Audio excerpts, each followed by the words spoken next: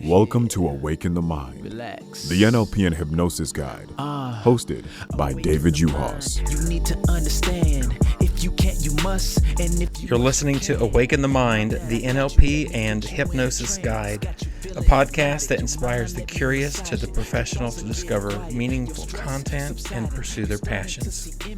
My name is David Uhas, and I'm a master NLP practitioner and hypnotist, best known for losing over 100 pounds and running 6 marathons in 2 years. And I'm sitting down with hypnotists, NLP practitioners, and coaches to talk about their process, the lessons they've learned, and how to make an impact in the lives of others. Our guest today is Elaine Turcotte. She is uniquely trained as a certified master practitioner of NLP, certified master practitioner of timeline therapy, master NLP coach, and master hypnotherapist from the Tad James Company in Nevada, and has traveled over 35 countries. Elaine is also a certified Momentum sales coach and studied at the Institute for Life Coach Training. Reading from her website, a friend of mine says that the gift is beside the wound, and I couldn't agree more. I believe my gift is the impact I make on the world in helping my clients fast track or alleviate the pain I once felt, specifically around sales, work transition, relationships, and health. And she asks, do you see the gift beside your wound? Welcome, Elaine Turcotte. Hi, Elaine. How are you doing? Good. How are you, David? I'm good. Thank you. I'm so glad that you're here today. Thank you for coming today and talking. Tell me about growing up. What was it like and where were you born? What schools did you go to? Where do you live? I grew up in a small town in Eastern Ontario, Canada. Population under 2,000 people. A home of Bose beer. And it's called Fankly-Kill, Ontario. And we moved around a bit. I ended up in Ottawa, and then in my 20s, I moved to Winnipeg, where it was minus 53 in winter. It was rather chilly. I've been in Toronto for about 14 years now, so it's a little bit warmer here. I like it here. Nice. Well, I thought I had it challenging in Illinois. When it gets down to like 10 degrees, it's too much for me. It's minus 53 is cold. What are the summers like there? What are the springs and falls? In summer, there are a whole lot of mosquitoes. Oh, no. It's a beautiful, beautiful place. I spent 3 years there, and I was very lucky to spend the 3 years there. It taught me a lot. Nice. I read on your website that you coach with sales, work transition, relationships, and health, and there were specific stories with all of those. I am curious, and I know our listeners will be curious as well, what brought you to coaching? How did you get here? I spent a year working and going to funerals. I worked way too much, and the third funeral that year kind of made me hit rock bottom, to be honest. And I bought a condo in a really weird way. I bought the first one I saw because I was living in a basement apartment and I just couldn't live in the darkness anymore. So I decided to buy a condo, and I bought the first one I saw, and I put an offer in on it at noon, and at 6 p.m. I flew to South America for the entire time. I was gone. Wow. And when I got back, my real estate agent was a friend of a friend. And when he gave me the keys, he said, what? What are you doing? We ended up having a heart-to-heart, and he introduced me to a man named Philip McKernan. And Philip McKernan changed my life. I ended up in Ireland on a retreat, kind of a group coaching situation.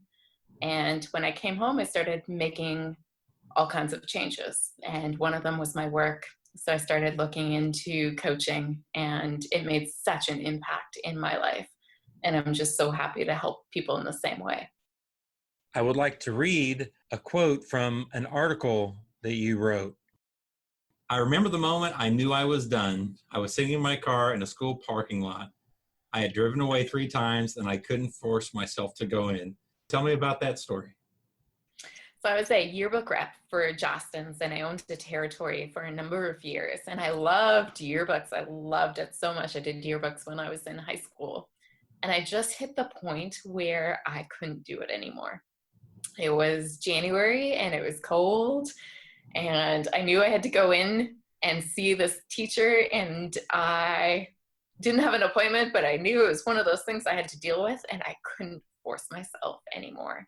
And I knew I was done. And it took another 11 months after that to actually be done, because I had to sell and train and do all of that kind of stuff. But yeah, I knew that I couldn't do it anymore. So you got into coaching, and I read on a blog an interesting, where was it that you had met the girl that was in Peru? It was in an orphanage in Peru, yes. Can you share that story? Sure. So Philip McKernan was the coach I worked with in Ireland, and he also does an experience called Give and Grow. And so we went to Peru to volunteer in orphanages. And we did some hiking, some very miserable, wet, cold hiking, and then a few days of personal growth in this amazing retreat center. And on the third day, we went to an orphanage in Peru, and it was a disabled children's orphanage, and it was quite tough. We didn't go to build anything. We didn't go to, we went to play with kids, and as a busy entrepreneur, that's not something we do very often. It was quite difficult to just play and be playful.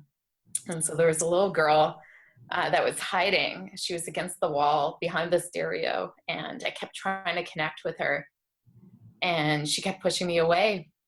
And I kept bringing her toys, and again, she would push me away, and she didn't have any speech. But finally we connected with our hands, and we started playing patty cake, and we made eye contact at one point, and I saw tears streaming down her face, and it was just an incredible experience. I think about her often, but it taught me that I don't need stuff. That connection is just so powerful. You don't even need language, but knowing that there's a human that you're interacting with and connecting with, and that's pretty powerful. It was a great moment. Nice. Tell me about what kind of coaching that you do. Well, just go ahead. Tell me about your coaching. What kind of coaching that you like? I saw on your website about with sales and also with relationships. Tell me about your business. So yeah, I have a few clients that are single and have just gone through some heartbreak. And so we do some NLP coaching there. I've been single myself, and I did a breakthrough this summer. And when I came home 2 days later, I had my first date, and I've been single for almost 2 decades. So it works. And now I get to help other people get rid of their, the fear of being alone is a big one.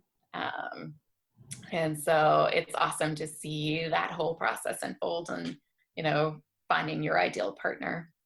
I also do some health coaching. I had adrenal fatigue myself, created by not taking care of myself and working way too hard and not doing the things I needed to.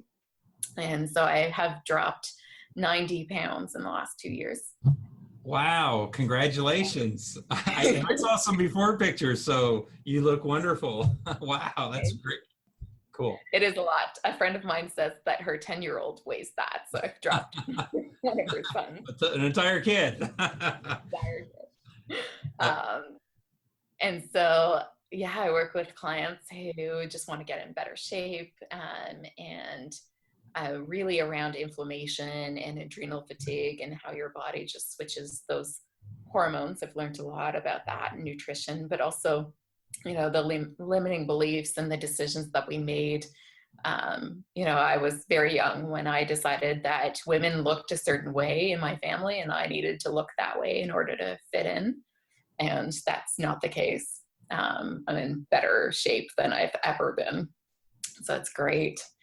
And I also do sales coaching. I was introduced to a company that does online gamification sales training that is based in, or at least in part, in NLP.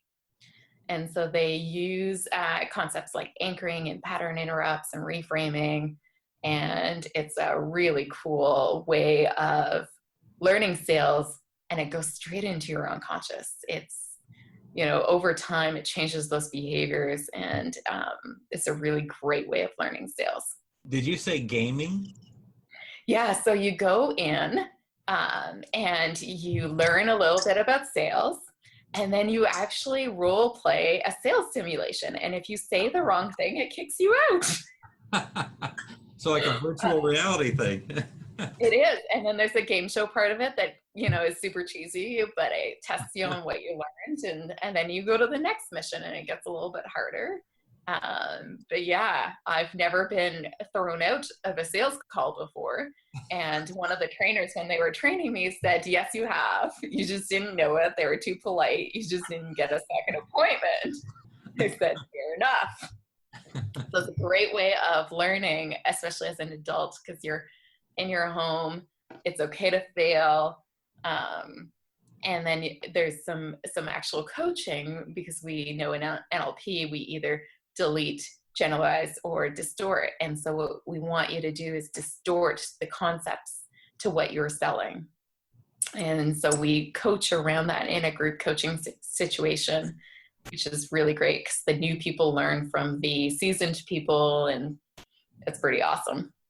Okay, I want to go back to the single thing, because I'm fascinated with this. I'm tired of people asking me, so are you dating anybody now? And I'm like, I am done. I have 4 kids. They're grown up. I have a cat and a dog. I've got a job. I'm busy enough with that I've gone through a divorce, and fortunate that my ex and I are on good terms, and she's remarried. But I honestly just don't feel a desire right now anyway. And maybe now is just not the time. But I know that there's a lot of people out there experiencing, I know I did initially when I thought that I wanted to date. If you go to the bars, it's not something that's desirable now anyway to me. And it just seems like all your friends are already married. So what are some tips for somebody that's single, that's wanting to get back out there? Or how, I'm not even sure what to ask. Well, when I work with my clients, and I went through this process myself, we get rid of all the junk, the trauma, the stuff that's holding you back, right? Yeah. Yeah. We've all got baggage, especially around dating and relationships. And so when we start unpacking that and understanding the patterns and why we attract the same kinds of people, and get really clear on what it is that you're looking for. So many people attract what they don't want because that's what they're focused on. And I used to read all of this stuff and it made sense to me, but I didn't have a way of changing it. And NLP, and especially timeline therapy, has given me that way of refocusing and getting rid of the baggage, and so that you can believe that there's somebody out there for you. Because if you want it, but you don't actually believe it's going to happen, guess what? Go out to the world to prove what you believe about yourself, right? And so, Right. Yeah, the fear of being alone has been a very common thread among my client and myself as well. And so when we start getting rid of that kind of stuff and unpacking it and replacing it, often my clients have dates within a couple of days. And it's not like they're doing anything different. They're just attracting better people. So yeah, I also was introduced to a matchmaker just recently, and she dates online for you. So she redoes your profile and she does all the work, and you don't have to sit through all of the messages. It's great. And it allowed me to let go of the problem. It allowed me to put it in somebody else's hands. Nice. Nice. Which was, when you're too attached and you really want it, and that energy does not allow something to come in, right? So, yeah. My biggest fear is that my cat will eat me if I pass away after like 2 days. You don't feed them. I hear that the cats will eat you. That's why I have a dog now, is to chase the cat away. That's why I don't have a cat. You were talking about beliefs that people have, and can you share some type of process? I know that when I talk about limiting beliefs, people don't really know what that is until maybe they've experienced somebody working them through a limiting belief. So can you share something to where somebody would get the idea, of what a limiting belief is and how it would actually work, or what it would look like or feel like or sound like to transition from one belief to something different? Yeah, I mean, it's a term that I'd never heard of until about 4 years ago. I had purchased a personal growth course and they used this term, and I had no idea. I'd never heard of it, but it makes sense. Limiting belief is just a belief that limits you. It's one that doesn't serve you. Often they are big unwords like unworthy or unlovable, and they are things that you believe about yourself that don't have to be true. But we made a decision somewhere along the way, usually from 0 to 7, that we were unlovable. Or one of the big ones for me was I have to be perfect to be loved. And when I worked with a coach to replace that one, it was a process of active visualization. And I went back to when I was 2, to a moment where, I decided I needed to be perfect to be loved. And when we replaced it, it was a pretty subtle moment, and yet it was huge because I have a niece who was 2 at the time, and I thought I would never treat her that way. But we treat ourselves the way we would never treat anybody else. And getting rid of that one has allowed, or replacing it, I can be me and still be loved. That's what I believe now. And so many of my clients don't believe that they will find someone that loves them, or, they attract people that like them, but it's not mutual. Or, everyone's a cheater. You're going to attract a whole lot of cheaters. Yep. If you believe that everyone cheats, then guess what? That's what you get. So when you start replacing that kind of stuff, often it's a decision that you made that, somebody said something or didn't say something, or, did something or didn't say something, didn't do something when you were really young. So yeah, it's really cool when we start looking at what's holding you back, those beliefs that are really getting in your way.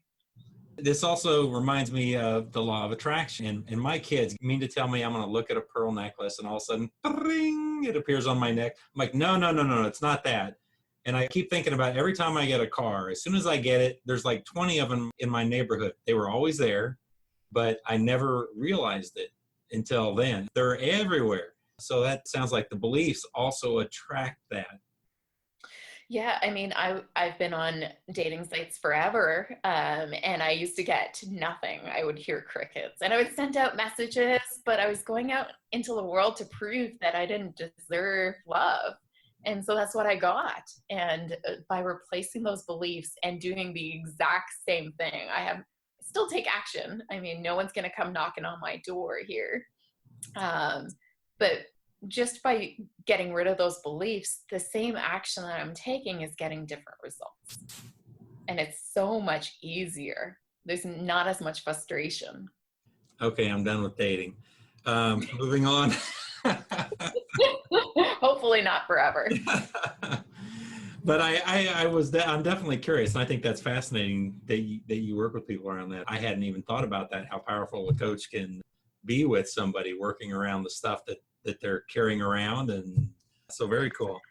It's often your story that will help people. And I've had to talk about not dating for 20 years or 2 decades a lot in this process, but it's really allowed me to heal some of it as well.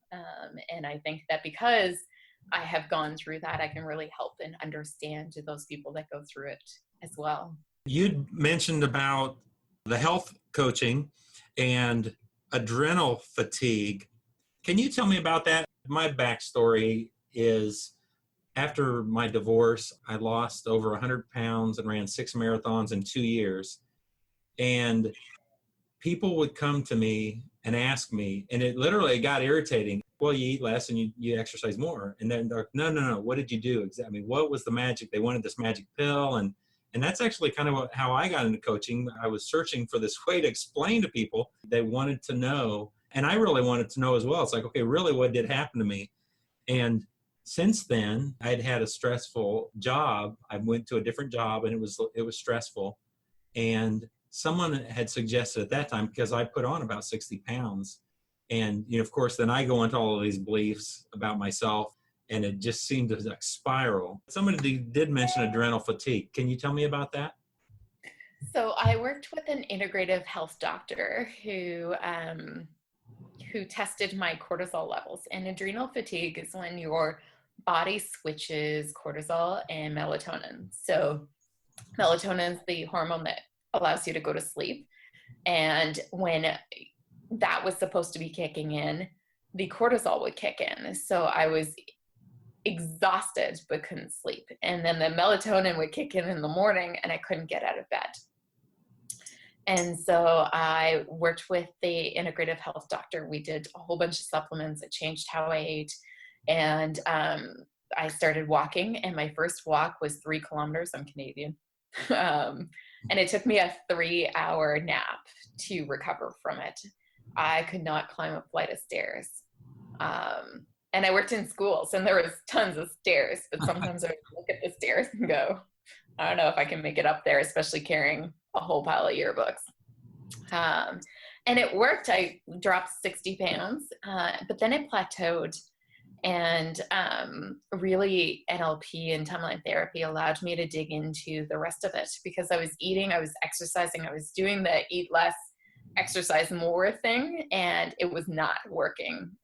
From November until August, I worked out 4 times a week, a 45-minute boot camp.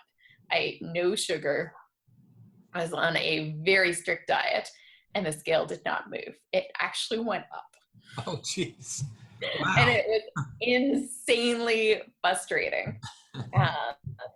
And, things like I'm not seeing results, that's a belief. And when we replaced that, the next week, the scale started dropping. And I was doing the same thing. It wasn't like, but my body was just holding on. I also had to dig in to a lot of the reasons behind the weight. And quite honestly, it was protecting me. I was the shy kid as a kid, and I was always the one kind of in the corner, just like the little girl in the orphanage, reading a book and being quiet. And it was really protecting me from finding a partner, from being aligned, from going after the work that I really wanted to do. And so when I started making those changes, especially work and then diet and really taking care of myself, I had to learn that it was okay to take care of myself and not everybody else around me. The weight started dropping, but it was a combination of a whole lot of things, especially those limiting beliefs. Women look a certain way, and I have to protect myself. And these are the reasons why. And when we started digging up all that baggage and replacing it and getting rid of it, the weight has dropped and continues to drop. Interesting. I'm mostly kinesthetic, and I'm like an auditory learner. And I've really tuned into that. That's something that I started to learn before I got into the NLP training. But really, at first, like you were talking about just changing your beliefs, I'm thinking some people who hear that sounds too good to be true, might have that belief, right? That sounds too good to be true. Yeah. And there's so much more going on, because I notice that when I start to acknowledge what my feelings are, it can even change my hunger level, because I'm trying to possibly eat to fulfill some kind of need in me, which feeding, for me, it's about love. Food is love. And so the transition for me is changing that belief around, I'm an auditory talker, so you're actually hearing me think out loud sometimes. It's not always pretty. I love it. But I've noticed that there's times where I feel like I'm starving, and it's not for food. It's for something else. We talk about emotional eating, and we recognize that sometimes we're eating not out of hunger, and yet we don't have a way of dealing with it or changing it. And so timeline therapy has allowed me to get rid of the loneliness and the rejection and all those negative emotions that we hold. And, it's not hunger, but I didn't have a how before, and now I do. Nice. Thinking of listeners with the timeline therapy, the word therapy makes me think of, and I've gone through counseling before, I went through a divorce, and it's good to talk to people. One of the needs that we have, right, to be connected with other people. And I remember it feeling, God, I don't want to be drugged through all this crap again, so I even not looking forward to going to a counselor appointment. And the NLP work and the timeline therapy is not that at all. It's very light, and you don't even have to necessarily share with the practitioner what the stuff is. I even remember having God, I don't even want to share this, but there's this feeling of whether it's being ashamed or whatever the emotion attached to it is, to share it with somebody else. And there's something really freeing about the timeline therapy and the NLP work where you can just keep it in your own head. Yeah. I did some grief counseling many years ago, and my counselor told me that I feel too much and that I should stop. And Stop. Then he broke up with me. He fired you? He fired me because I didn't want to talk about it. It wasn't helping. And so most of the time I would talk about it a little bit, and then I would get overwhelmed and I would just shut down. And I was introduced to NLP in Peru on that trip. I had to go to Peru to find out about NLP. There was a coach that was part of the group, and we had a conversation at dinner, and she lives in Whitby, which is, half an hour away from me, but I had to go to Peru to meet her. And the first time I went to her office, I thought, oh God. And you know what? I felt amazing. We got rid of those negative emotions, the big 5: anger, sadness, fear, hurt, and guilt. And I felt like a bullet coming out of a gun. I had so much energy. I had just unloaded a backpack full of crap. And I was ready to take on the world. And I didn't say a word about any of the stuff, all of the stories. I didn't have to share any of that. And I felt just so incredible. I'm curious also about your sales coaching. It sounds like you do coaching around people that are in coaching or any kind of sales. A little bit of both. So I do some B2B, business to business coaching. And when I left my previous business, my territory at Jostens, I thought, I'm done with this. I never need to sell ever again. And I threw out all of my sales books. And then I tried to start a business, and it's all about sales. I quickly learned that one. And a number of coaches approached me about writing a course.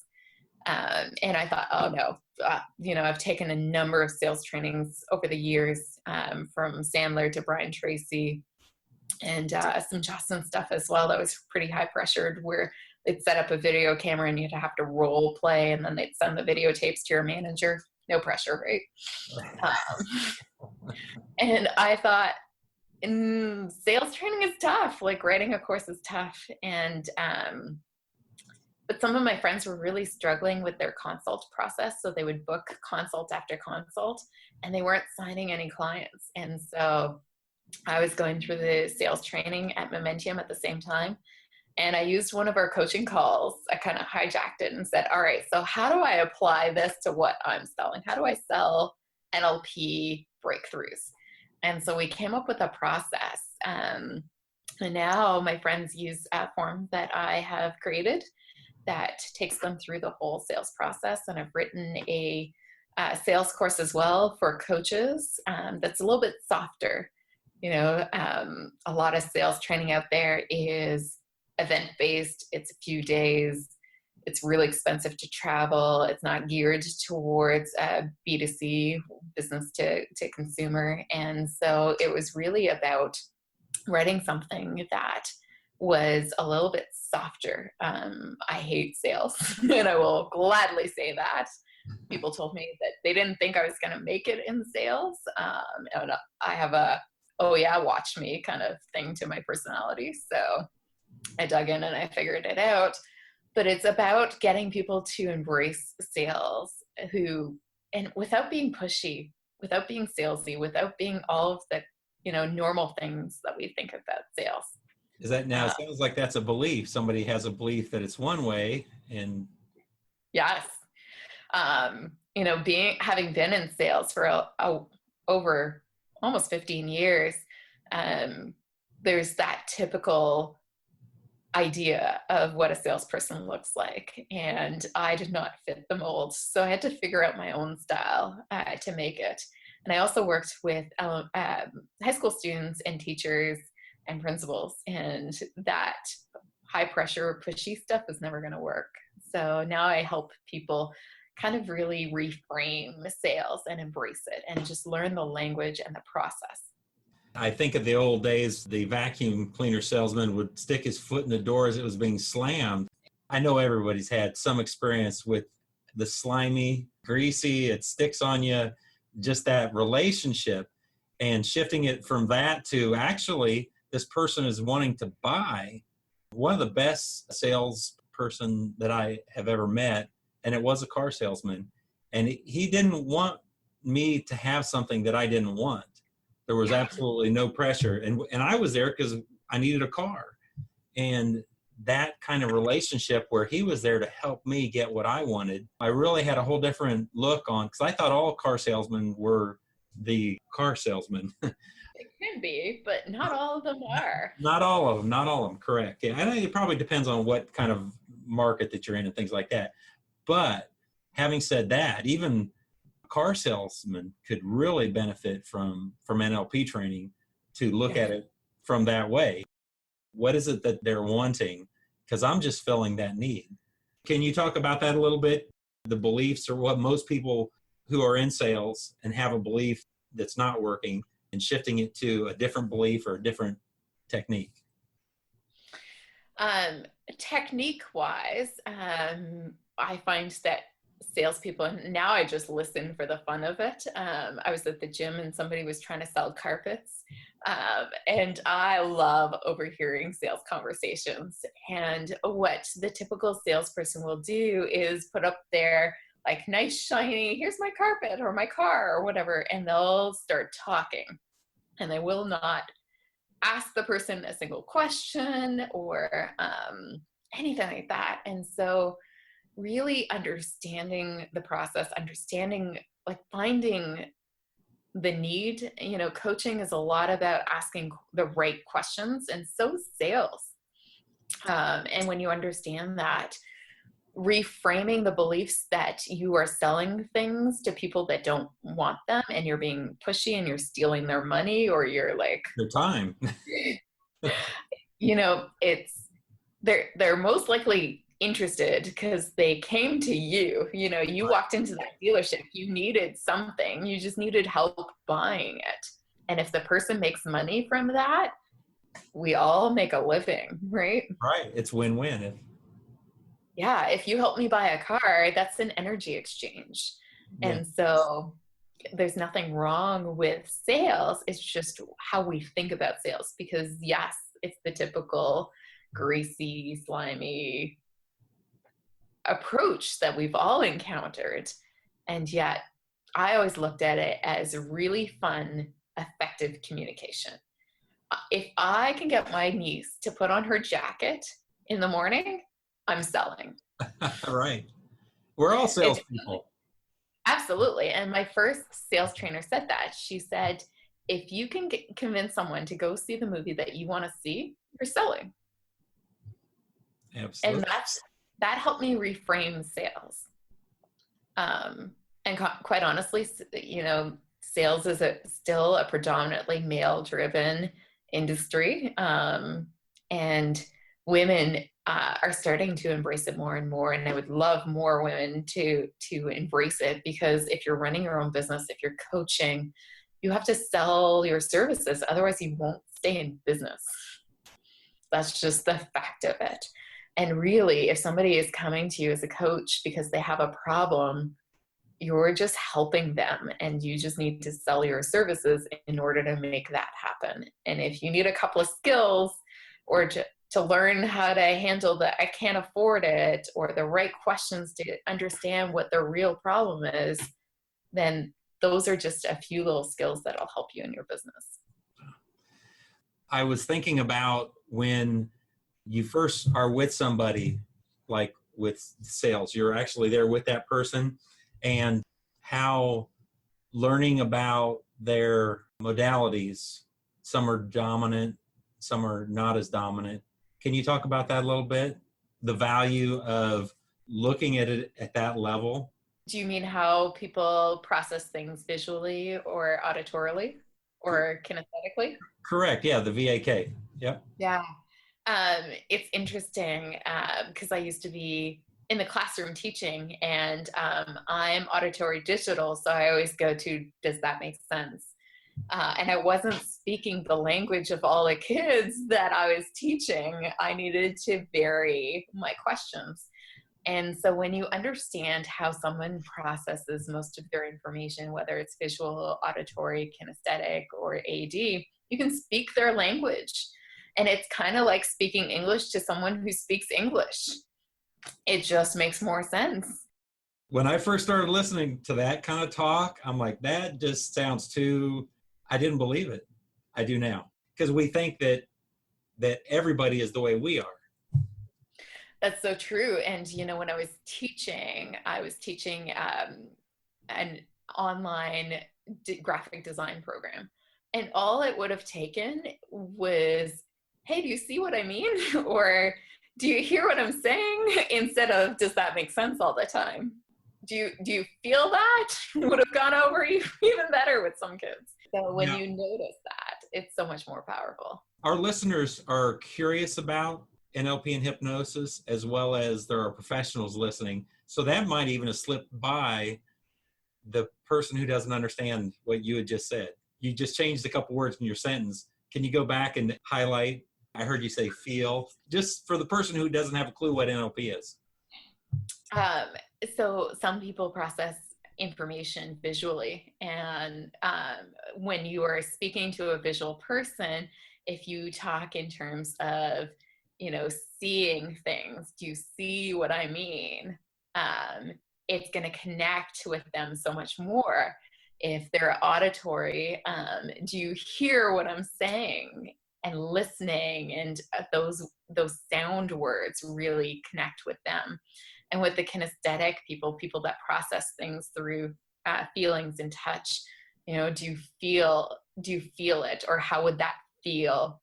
It's going to connect with those people a lot more. Sometimes when you hear, how does that make you feel?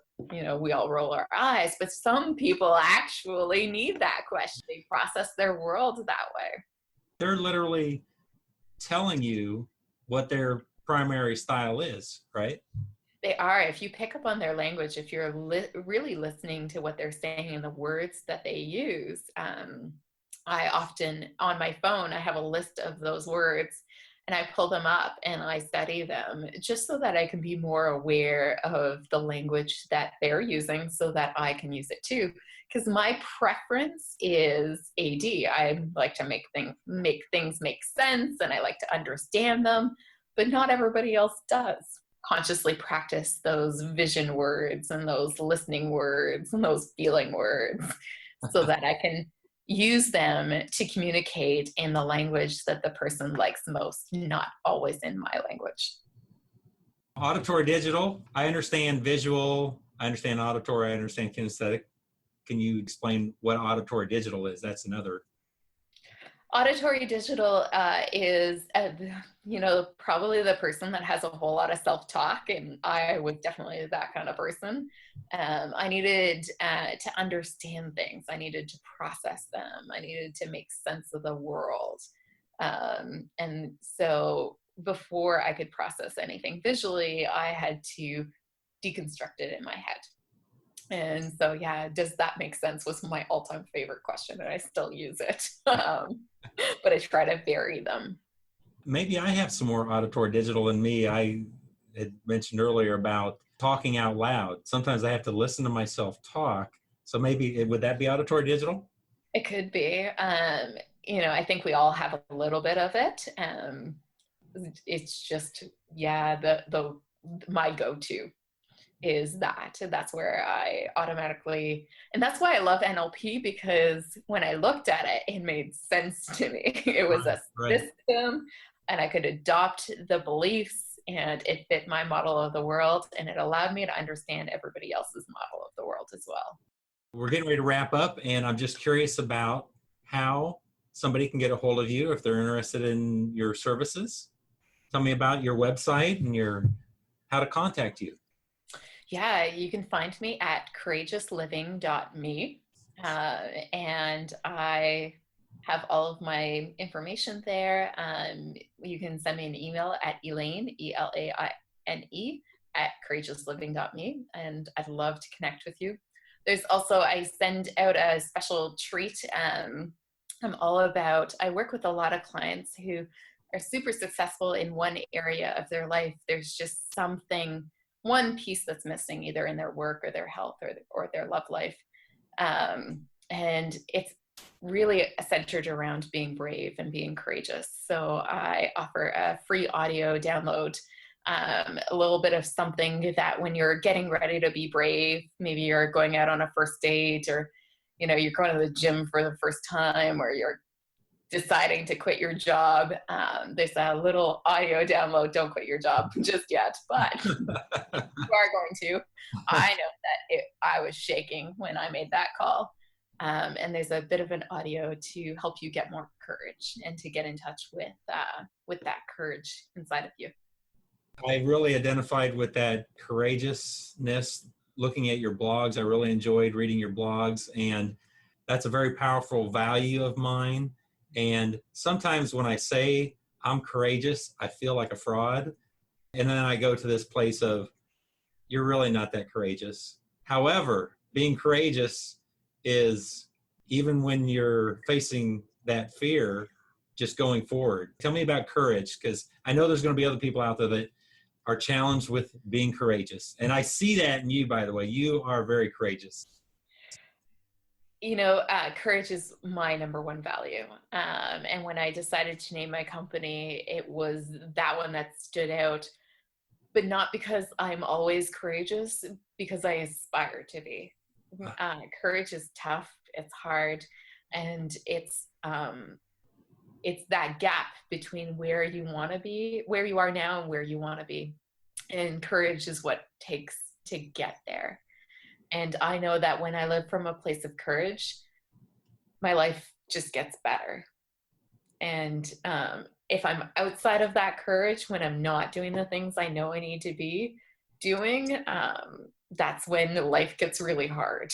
And so I named it Courageous Living because I want my life to be brave. And a lot of people told me that the decisions that I made were really brave, but I didn't always feel it. And so it needs to be front and center in my life to remind me every day to be courageous. I like what you said. I identified with that, with the not feeling it, but still making those choices that are very courageous. Thank you. Yeah. I have so enjoyed our time today. Thank you so much for being here. And you are a courageous, wonderful person. Thank you so much for having me. I had a blast. Thank you. Thank you. Thank you for joining us today with Awaken the Mind, hosted by David Juhas. Awaken the mind, you need to understand. If you can't, you must, and if you must, you can. Now that I got you, let me put you in a trance. Got you feeling hypnotic, your mind, let me massage it. Your thoughts are getting quiet, your stress subsiding. You starting to see images, but it ain't no mirages. Think it's time to calibrate. Take a breath and concentrate. Get into your subconscious. Time to feel the energy, the brain waves. Let's go deep into your memory. Beware of self, let the worries melt. All you see is you and you don't see no one else. Auditory digital, talking to yourself. It might seem bizarre, a feeling you never felt. This is your time to shine. Awaken the mind, the NLP and hypnosis guide. Yeah.